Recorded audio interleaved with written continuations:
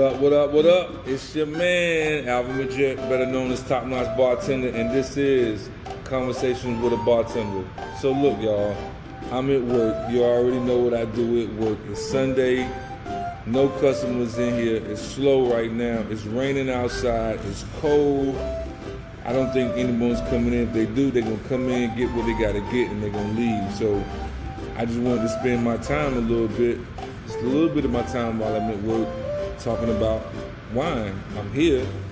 I drink wine. I sell wine. I'm a wine consultant. I'm a bartender. Why not talk about wine while I'm at work? So today we're going to talk about the Cabernet Sauvignon grape. If you don't know, if you don't drink wine, if you're not a wine drinker, or even if you are a wine drinker, and if you don't know about Cabernet and you just drinking it because you like the taste of it, well, just to give you just a little bit about it, the Cabernet Sauvignon grape is the most well-known grapes in the world. It is a classic red grape, okay? And it is originated from France. Back in the 1700s, the Cabernet Franc and the Sauvignon Blanc grape got together, did their thing, and they produced the Sauvignon with the Cabernet Sauvignon grape. Since then, winemakers have fell head over heels with Cabernet Sauvignon because it has so many elements to it. It is so different from a lot of other grape varieties. They love making it. In the old world, which is in Europe, the old world made it, and they made it with, they blended a little bit of Merlot with it, which actually made it taste so great. They loved it all over. But it wasn't until about 1976, yes, 1976, was when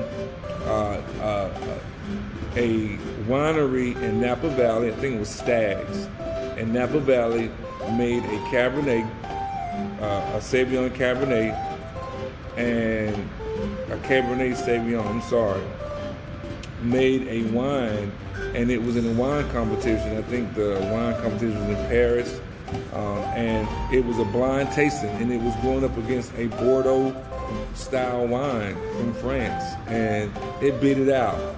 Killed the game, hands down. So once it beat it out the blind tasting, that's when Cabernet was like raved about. Everybody loved it. Everybody wanted to grow it. Everybody started selling it. I mean, it just went crazy. And that's actually when California and Napa Valley became like the best place to grow wine, the best place that produced wine and everything. France, all those European countries was like, wow, like they really beat us out. We've been doing this thing for years and they beat us out. So that's what happened. And that's why Cabernet Sauvignon got so popular. And that's why people, and what happened back then in 1976, once it won that competition, it actually went into restaurants. And once it got into restaurants, it killed the game. That's when everybody started ordering Cabernet, or whatever, and it started killing the game. So if you don't know about Cabernet, it is a red grape. It is full of tannins, and that is because they make the wine with the grape stems, the seed, the skins, everything. The skins are real strong, real tough. And so when they make this wine, the tannins are very strong in this wine. The tannins are strong. You can definitely taste different elements of the wine, but the aromas of Cabernet, of course, you can get black currant, black fruit, black plum, a lot of blackness in Cabernet, but you do have those other elements to it, especially when it has been aged in oak barrels. You get the vanilla, you get the chocolate, you get the cassis, you get the licorice. You get those elements to the wine once it's aged in oak barrels. So it's different elements, but once you taste the wine, that's when those black plums and those black currants and cassis and all that comes out in the wine. It shows up, it manifests itself in the wine. And that's when you can taste, peppery notes. You can taste smoke. You can taste cedar. You can actually taste the wood in the wine in some wines, Cabernet. So, and the thing is, winemakers, they love to make this wine because it comes out tasting so different every time. So you may have a vineyard that is 5 miles from each other, and they are making the same Cabernet, but it's gonna come out totally different. And that is the different nuances that you get when it comes to Cabernet. I mean, it tastes so different depending on the winemaker and the style of the wine making. It's different styles of wine making, so it kind of depends on the style of the wine making and the winemaker. The New World, which is basically United States, stuff like that, they make their wines now with a lot of technology involved. They're making a lot of technological wines now versus the old way of making wines, which is the old world, the European style of wines. So it's very different, but Cabernet, basically, I mean, you can kind of say that it's the #1 wine. I mean, if you go to the restaurants, Cabernet is in there strong. They're going to give you, at the restaurant, they're going to probably give you about 2 to 3 different Cabernets. They're going to probably give you 1 Pinot Noir or 1 Merlot, and then they'll give you maybe 2 white wines, which would probably be a Pinot Grigio or a Chardonnay or something like that. But that's what you're going to get when it comes to these wines. But Cabernet, y'all, I love Cabernet. I love Cabernet with eating my dinner. Just depends on what I'm eating. Now, I'm going to tell you, I eat a lot of fish, a lot of seafood. I still like to drink Cabernet. But most of the time when I do eat fish or seafood, I would drink a Pinot Noir. I'm not a big fan of white wines. I do drink white wine. I prefer to drink white wine when it's warm, summertime. That's just my preference, but you can drink it anytime you want to. You can drink it any way you want to. But I prefer to drink Pinot Noir when I'm eating some seafood. But if I'm eating something barbecued, like some barbecue chicken, I would definitely drink some Cabernet. But for those out there that eat beef, man, some short rib, of course a good steak, some steak tacos, anything like that will go great with some Cabernet. You can go with, I mean, if you're a fish eater, some salmon and some Cabernet, people don't think it actually will pair well, but it's the way you season it. The salmon, it'll definitely pair well with a light Cabernet, not a bold Cabernet, because I like my Cabernet, I like different Cabernets. I don't like all of them the same. I like a bold Cabernet with gripping tannins.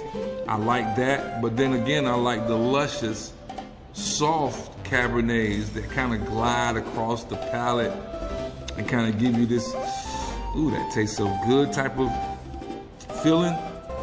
I like those Cabernets too. So let me take y'all over here to our little section of Cabernets right quick, all right? So let's do this right around. Now, like I said, depending on your price point, what you're trying to pay for some wine, but to me, like I say, to me, 25 to 15, no difference. 35 on up, you can kind of taste the difference in the wine, of course. And once you get to that 60, 70, 80, $100 bottle wine, it's gonna be totally different, of course, than what you're gonna get at $15.